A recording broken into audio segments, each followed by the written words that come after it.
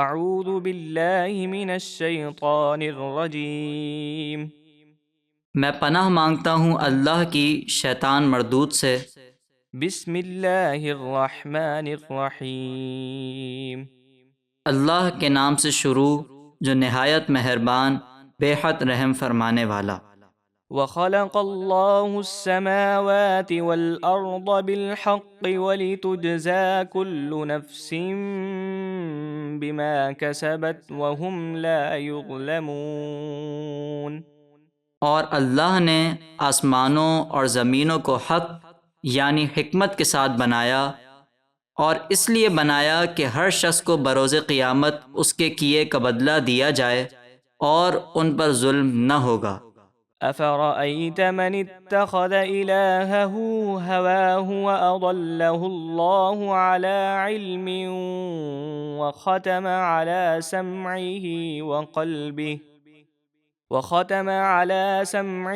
وقلبه وجعل على بصره غشاوة فمن يهديه من بعد الله افلا تذکرون۔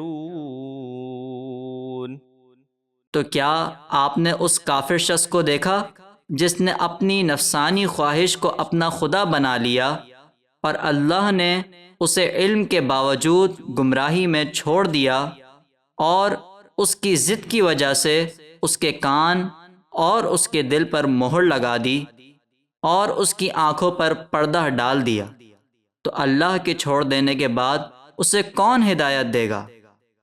اے کافرو، کیا تم نصیحت قبول نہیں کرتے؟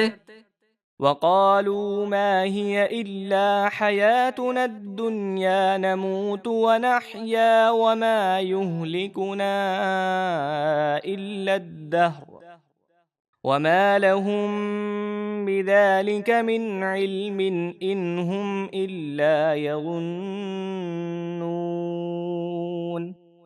اور کافر بولے، ہماری زندگی تو صرف یہی دنیا کی زندگی ہے، اسی دنیا میں ہم مرتے ہیں اور جیتے ہیں، اور ہمیں زمانہ ہی ہلاک کرتا ہے، اور حقیقت یہ ہے کہ انہیں اس بات کا کچھ علم نہیں، وہ تو صرف اپنی جہالت سے ناحق گمان کر رہے ہیں۔ وَإِذَا تُتْلَى عَلَيْهِمْ آيَاتُنَا بَيِّنَاتٍ مَا كَانَ حُجَّتَهُمْ إِلَّا أَن قَالُوا ائْتُوا بِآبَائِنَا إِن كُنتُمْ صَادِقِينَ۔ اور جب ان پر ہماری روشن آیتیں پڑھی جاتی ہیں تو ان کی حجت اور دلیل بس یہی ہوتی ہے کہ وہ کہتے ہیں، اگر تم سچے ہو کہ مردے پھر زندہ ہوں گے تو ہمارے باپ دادا کو زندہ کر کے لے آؤ۔ قل اللہ یحییکم ثم یمیتکم ثم یجمعکم الی یوم القیامة لا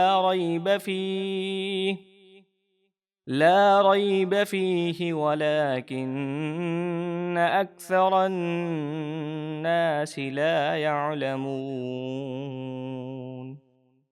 آپ فرما دیجئے، اللہ ہی تمہیں زندہ کرتا ہے، پھر وہی تمہیں موت دے گا، پھر تم سب کو قیامت کے دن دوبارہ زندہ کر کے جمع کرے گا، جس میں کوئی شک نہیں، لیکن اکثر لوگ اللہ کی قدرتوں کو نہیں جانتے۔